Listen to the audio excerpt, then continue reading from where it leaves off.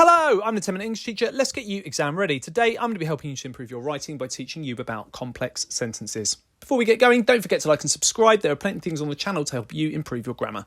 Okay, let's get writing complex sentences.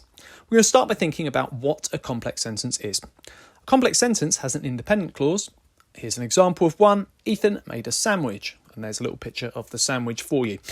And we need at least one dependent clause in order to make this sentence a complex one. So let's add the dependent clause.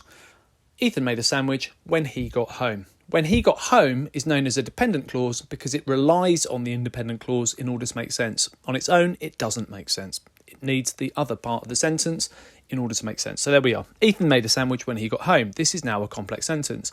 In order to be more ambitious, we can take that dependent clause at the end and we can place that at the front of the sentence. When he got home, Ethan made a sandwich. And you'll see that if we use the dependent clause first, it has to be followed by a comma, then followed by the independent clause. Let's make another complex sentence. Here's another example of a simple sentence. Sarah hadn't brushed her teeth. And we're now going to make that more complex. Because she was late, Sarah hadn't brushed her teeth.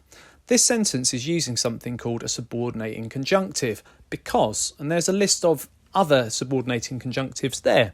Because, if, although, before, when, how, while, as, since, and until are all examples of subordinating conjunctives.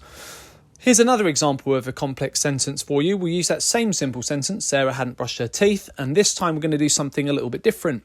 We've now added a subordinate clause and embedded that there with our commas, and this one is called a relative clause. Sarah, who was in a rush, hadn't brushed her teeth. And this is a relative clause because it uses something called a relative pronoun. Who in this sentence is a relative pronoun in order to create a complex sentence. Now here's your practice task. We've got this character here. Using subordinating conjunctions and relative clauses, see how many complex sentences you can write about this character and the day they've had. Okay, check out the other videos on my channel. I'll continue to add content. Feel free to ask something you'd like to see me cover in the comment section. Don't forget to like and subscribe and share and keep revising.